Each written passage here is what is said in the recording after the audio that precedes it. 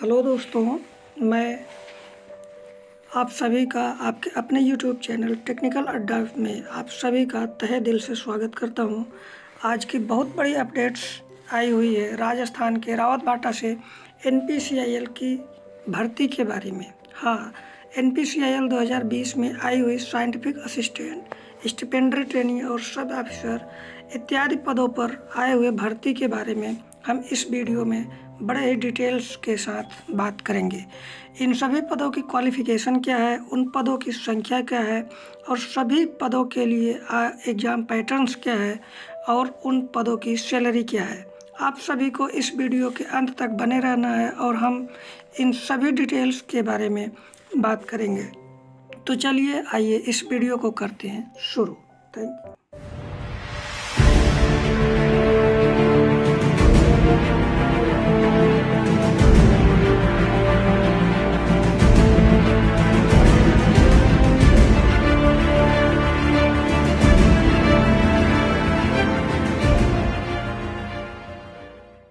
तो दोस्तों, जैसा कि हमने आप सभी को बताया कि राजस्थान के रावतबाटा प्लांट की तरफ से ऑफिशियल नोटिस आ चुका है साइंटिफिक असिस्टेंट, स्टिपेंडरी ट्रेनी और सब ऑफिसर इत्यादि के पदों के लिए आप सभी ऑल इंडिया से इस पोस्ट के लिए ऑनलाइन आवेदन कर सकते हैं।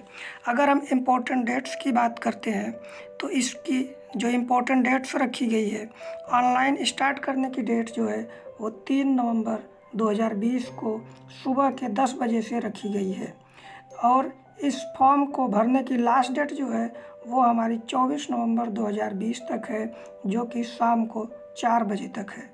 अगर हम इम्पोर्टेंट डेट्स की बात कर लिए, अब हम नेक्स्ट हम अगर बात करते हैं तो इम्पोर्टेंट पोस्ट के बारे में बात करें तो इसमें सबसे ज़्यादा जो वैकेंसी आई हुई है वो हमारी कैटेगरी 1 में आई है, जो कि stipendiary trainee scientific assistant diploma holders के लिए है, जो कि सबसे ज़्यादा 176 पोस्ट है, जिसमें से 26 पोस्ट एससी की है, 10 पोस्ट एसटी की है, 45 पोस्ट ओबीसी की है और 16 पोस्ट ईडब्ल्यूएस और 67 पोस्ट जो है यूआर यानी जनरल कैटेगरी की आती है। बैकलॉग वैकेंसी में भी 12 टोटल है, 4 एससी के लिए है, 1 एसटी के लिए और ओबीसी के लिए 7 पोस्ट है। डिसिप्लिन वाइज अगर डिस्ट्रीब्यूशन हम देखते हैं तो कैटेगरी 1 स्टिपेंडरी ट्रेनी में जो हमारी वैकेंसी आई हुई है वो है मैकेनिकल इंजीनियरिंग के लिए सबसे ज़्यादा वैकेंसी आई हुई है, जिसकी टोटल वैकेंसी है 65, जिसमें से मैकेनिकल इंजीनियरिंग के लिए 10 पोस्ट एससी के लिए है, 3 पोस्ट एसटी के लिए है और 17 पोस्ट ओबीसी के लिए है और 6 पोस्ट ईडब्ल्यूएस के लिए है और जनरल के लिए 25 पोस्ट है। इसके साथ इलेक्ट्रिकल इंजीनियरिंग की बात कर लेते हैं हम, तो इलेक्ट्रिकल इंजीनियरिंग में भी सबसे ज़्यादा 24 पोस्ट आई हुई है इसमें, जिसमें 4 पोस्ट एससी की है, 2 पोस्ट एसटी की है, 6 पोस्ट ओबीसी की है और 2 पोस्ट ईडब्ल्यूएस की है तथा जनरल की 8 पोस्ट एलिजिबल है।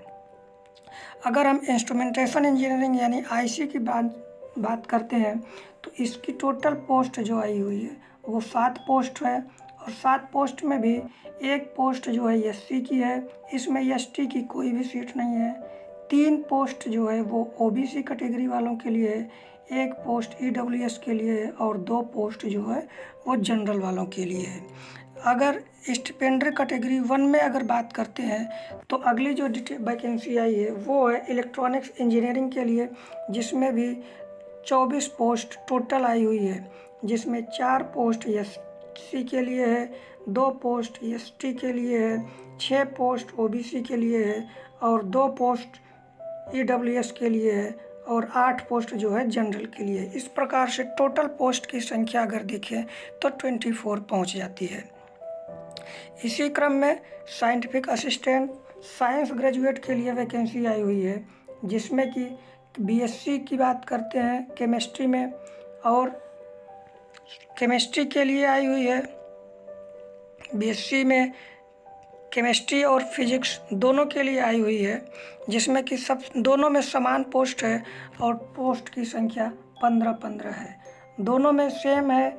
जनरल के लिए 6 पोस्ट है, ओबीसी के लिए 2 पोस्ट है, एससी एसटी के लिए 2 और 1 पोस्ट है, और 4 पोस्ट जो है 4 पोस्ट ओबीसी के लिए है और 2 पोस्ट जो है ईडब्ल्यूएस के लिए है और 6 पोस्ट जो है जनरल वालों के लिए है। इसी क्रम में साइंटिफिक असिस्टेंट सी ग्रेड के लिए बात करते हैं तो सेफ्टी सुपरवाइजर के लिए पोस्ट आई हुई है, जो कि आप देख पा रहे होंगे। सेफ्टी सुपरवाइजर के लिए 4 पोस्ट है यहाँ पे, और सिविल के लिए 3 पोस्ट दिया हुआ है। साइंटिफिक असिस्टेंट बी ग्रेड की बात करते हैं तो इसमें सिविल, मैकेनिकल, इलेक्ट्रिकल, इंस्ट्रूमेंटेशन के लिए वैकेंसी आई हुई है, जो कि सभी को जोड़ने के बाद हमारी जो टोटल वैकेंसी आती है वो आ जाती है 176। टोटल स्टिपेंडरी कैटेगरी 1 की बात करते हैं तो इसके बाद अगर हम बात करते हैं तो और भी पोस्ट आई हुई है उनके अलावा, जैसे असिस्टेंट ग्रेड 1 की बात कर लेते हैं। उसके बाद असिस्टेंट ग्रेड 1 एफ एंड ए की बात कर लेते हैं। इसके साथ ही इसके साथ जो आई हुई है स्टेनो ग्रेड 1 की आई है। सब ऑफिसर बी ग्रेड की वैकेंसी आई है। लीडिंग फायरमैन की आई है, ड्राइवर कम पंप ऑपरेटर की आई हुई है, और इन सभी को अगर हम देखते हैं तो टोटल वैकेंसी जो आई हुई है वो 206 वैकेंसी आई हुई है। इन सभी के लिए टोटल 206 वैकेंसी। तो इस हिसाब से 206 वैकेंसी ये हो गई। उसके बाद दोस्तों, अगर हम इस NPCIL में आई हुई सभी वैकेंसी के एज क्राइटेरिया और उनके पे स्केल के बारे में बात करते हैं तो सबसे पहले हम देखते हैं एज क्राइटेरिया के बारे में। तो एज क्राइटेरिया में जो हमारा आता है कैटेगरी 1 स्टिपेंडरी ट्रेनी में, तो इसमें जो भी डिप्लोमा होल्डर्स और डिप्लोमा होल्डर्स हैं इंजीनियरिंग डिपार्टमेंट के, उनकी जो एज क्राइटेरिया रखी गई है वो 18 से 25 वर्ष के लिए रखी गई है। साथ ही साथ साइंटिफिक असिस्टेंट के लिए जो एज क्राइटेरिया रखा गया है वो भी 18 से 25 वर्ष रखा गया है। साइंटिफिक असिस्टेंट सी ग्रेड के लिए 18 से 35 वर्ष रखा गया है, और साइंटिफिक असिस्टेंट ग्रेड बी के लिए 18 से 30 वर्ष रखा गया है। Assistant grade 1 HR, assistant grade 1 F&A, assistant grade 1 C&MM, steno grade 1 के लिए जो एज क्राइटेरिया रखा गया है वो 21 वर्ष से 28 वर्ष के लिए रखा गया है।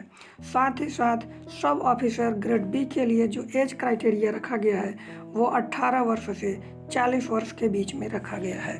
अगर हम बात करते हैं एज लिमिट के बाद जो हमारा पे मैट्रिक्स होगा, यानी कि हमको जो सैलरी मिलेगी उसके बारे में बात करते हैं तो स्टिपेंडरी ट्रेनी कैटेगरी 1 और कैटेगरी 2 के लिए अगर हम बात करते हैं तो इनका पहले साल जो ट्रेनिंग के दौरान होगी वो टोटल सैलरी हमारी होगी 16,000 रुपये पर मंथ होगी।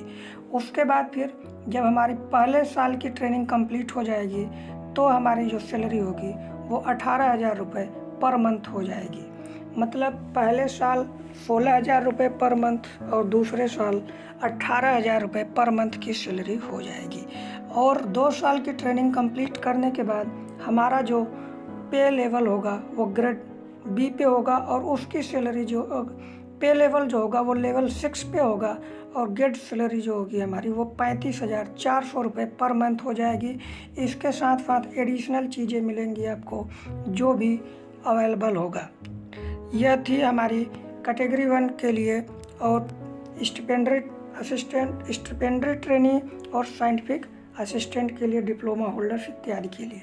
अगर साइंटिफिक असिस्टेंट ग्रेड सी की बारे में बात करते हैं तो इनका जो इनिशियल पे स्केल पे होगा वो होगा 44,900 रुपये एट लेवल 7 पे होगा। साइंटिफिक असिस्टेंट बी की बात करते हैं तो इनकी जो सैलरी होगी वो 35,400 रुपये होगी पर मंथ के हिसाब से लेवल 6 पे। और scientific assistant grade 1, assistant grade 1 F&R HR की बात करते हैं तो इसकी सैलरी जो होगी वो 25,500 रुपये पर मंथ होगी लेवल 4 पे। और अगर हम सब ऑफिसर ग्रेड बी की बात करते हैं तो इनकी सैलरी जो इनिशियल होगी वो 35,400 रुपये पर मंथ होगी लेवल 6 के स्ट्रक्चर के ऊपर। तो दोस्तों, अब हम बात करते हैं इन सभी पोस्ट के क्वालिफ़िकेशन और एक्सपीरियंस के बारे में बात करते हैं कि इन सभी पोस्ट की क्वालिफ़िकेशन क्या होनी चाहिए हमको फॉर्म को अप्लाई करने के लिए, और इसके लिए एक्सपीरियंस की भी आवश्यकता है या नहीं। तो पहले स्टिपेंडरी ट्रेनी और साइंटिफिक असिस्टेंट या फिर डिप्लोमा होल्डर्स के लिए जो क्वालिफ़िकेशन है वो है कि कम से कम मैकेनिकल इंजीनियरिंग, इलेक्ट्रिकल इंजीनियरिंग और इंस्ट्रूमेंटेशन इंजीनियरिंग में कम से कम 60% का होना अनिवार्य होना चाहिए। किसी भी गवर्नमेंट स्कूल से या फिर किसी भी इंस्टीट्यूट से होना ज़रूरी है। दूसरी क्वालिफ़िकेशन क्या होनी चाहिए कि कक्षा 10 और कक्षा 12 में दोनों में आपको इंग्लिश के तौर पर एक सब्जेक्ट रखा हुआ होना चाहिए। और अगर हम बात करते हैं इसी क्रम में, तो इसकी जो तीसरी नोटिफिकेशन है वो ये है कि आप अगर कक्षा 12th के बाद 2 साल का डिप्लोमा कोर्स कर रखा है mechanical engineering, electrical engineering, electronics engineering या फिर इंस्ट्रूमेंटेशन इंजीनियरिंग में, तो भी आप इस फॉर्म को भरने के लिए एलिजिबल हैं। अगर फिर दूसरी कैटेगरी की बात कर लेते हैं बीएससी की साइंटिफिक असिस्टेंट साइंस ग्रेजुएट के लिए, तो बीएससी फिजिक्स और बीएससी केमिस्ट्री के लिए बात करते हैं तो दोनों के लिए 3 साल का हमारे पास ग्रेजुएशन होना ज़रूरी है। दोनों में 60% कम से कम बीएससी होनी चाहिए, यानी कि आपके ग्रेजुएशन में 60% से कम नंबर नहीं आने चाहिए। एक में केमिस्ट्री अनिवार्य है और दूसरे में फिजिक्स अनिवार्य है। दूसरा इसेंशियल क्वालिफिकेशन जो है वो ये है कि दोनों में ही मैथमेटिक्स कक्षा 12th में आपका एक सब्जेक्ट होना चाहिए। मतलब कि कक्षा 12 में आपको मैथमेटिक्स लेना अनिवार्य है और आपके कक्षा 12th की मार्कशीट में मैथमेटिक्स होना अनिवार्य है, तभी आप इस फॉर्म को अप्लाई कर सकते हैं। अब ये कह रहा है candidates having mathematics as the principal subject at BSc are not eligible. इसका मतलब ये है कि अगर आप बीएससी में आपका बीएससी फाइनल ईयर में मैथमेटिक्स एज ए आपका सब्जेक्ट है, mathematics as the principal subject है आपका, तो आप इस फॉर्म को अप्लाई नहीं कर सकते हैं। तो मतलब कि आपका प्रिंसिपल सब्जेक्ट जो होना चाहिए वो होना चाहिए फिजिक्स और केमिस्ट्री, तभी आप इस फॉर्म को अप्लाई कर सकते हैं। अगर इसी क्रम में हम बात करते हैं साइंटिफिक असिस्टेंट सी ग्रेड के लिए, सेफ्टी सुपरवाइज़र के लिए, इसकी क्वालिफ़िकेशन क्या क्या होनी चाहिए। तो सबसे पहले जो क्वालिफ़िकेशन है वो होनी चाहिए डिप्लोमा इंजीनियरिंग होनी चाहिए या तो फिर बीएससी की डिग्री आपके पास होनी चाहिए।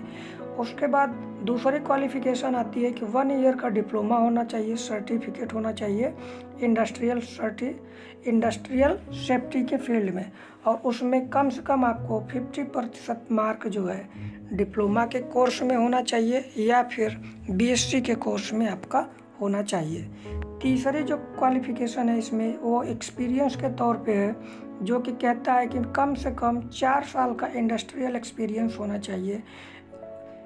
ये है आपकी तीसरी कंडीशन।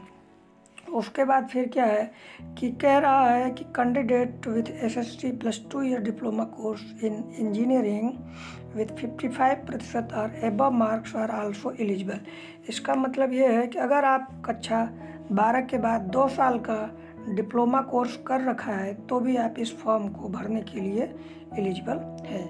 अगर हम इसी क्रम में सिविल की बात करते हैं, सिविल के लिए तो कौन कौन सी क्वालिफ़िकेशन होनी चाहिए, तो सिविल के लिए आपको diploma with not less than 60% mark in civil engineering recognised by ministry of human resource development. मतलब कि 3 साल का कम से कम डिप्लोमा होना चाहिए और वो उसमें भी 60% से कम नहीं होना चाहिए। दूसरा जो है एक्सपीरियंस क्वालिफ़िकेशन मांगता है, इसमें क्या होना चाहिए कि आपका पोस्ट क्वालिफ़िकेशन 4 साल का होना चाहिए, वो भी फुल टाइम का एज ए सुपरवाइज़र के तौर पर किसी भी प्राइवेट कंपनी में या फिर पीएसयू कंपनी में। और इसमें भी वही बात है कि अगर आप कक्षा 12th के बाद 2 साल का डिप्लोमा कोर्स कर रखा है तो भी आप इस फॉर्म को भरने के लिए एलिजिबल है। तो और हम बात करते हैं साइंटिफिक असिस्टेंट बी ग्रेड के लिए, इसकी जो क्वालिफ़िकेशंस होनी चाहिए उसमें आपको diploma with not less than 60% mark in civil, electrical, mechanical, instrumentation, electronics engineering, ये होनी चाहिए। पहली क्वालिफ़िकेशन है उसकी, इसेंशियल क्वालिफ़िकेशन। उसके बाद फिर नोट कक्षा 10 और कक्षा 12th के बाद आप अगर 2 साल का डिप्लोमा कोर्स कर रखा है तो भी आप इस फॉर्म को भर सकते हो। लेकिन कक्षा 10 के बाद अगर आप 2 साल का ITI कोर्स कर रखा है तो आप इस फॉर्म को नहीं भर सकते हैं। इसमें साफ साफ मेंशन कर रखा है। अब हम बात करते हैं अगर assistant grade 1 HRF and CMM और स्टेनो ग्रेड 1 के लिए इनकी जो क्वालिफ़िकेशंस होनी चाहिए उसके बारे में बैचलर डिग्री होनी चाहिए आपके पास आर्ट में, कॉमर्स में, और वो भी 50% के साथ। आपके पास एक बैचलर डिग्री होनी चाहिए, वो भी 50% अंकों के साथ। इसकी बात करें अगर इसमें एक स्किल टेस्ट होगा, उसमें भी 30 वर्ड पर मिनट टाइपिंग स्पीड होनी चाहिए इंग्लिश में, कंप्यूटर में, और प्रोफिशिएंसी टेस्ट इसी का होगा। इसी क्रम में अगर हम बात करते हैं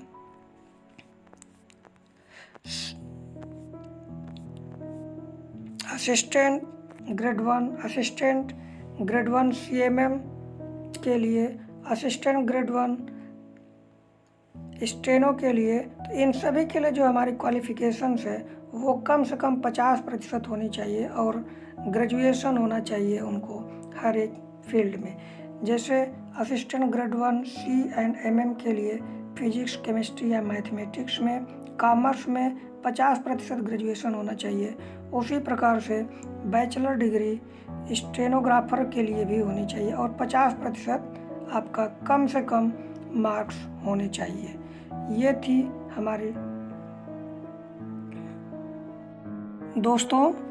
अगर हम सब ऑफिसर के बारे में बात करते हैं, इसकी क्वालिफ़िकेशंस क्या हैं, तो इसके लिए जो क्वालिफ़िकेशन है वो है कक्षा 10+2 साइंस या केमिस्ट्री होनी चाहिए और 50% मार्क के साथ आपको पास होना अनिवार्य है। इसके साथ ही साथ आपके लिए एक पास्ट सब officer course from national fire service college, ये भी आपके पास एक सर्टिफिकेट होना चाहिए। साथ ही साथ एक आपके पास वैलिड ड्राइविंग लाइसेंस भी होना चाहिए। उसके बाद एक्सपीरियंस की बात करें तो इसमें 12 साल का कम से कम आपको एक्सपीरियंस होना चाहिए।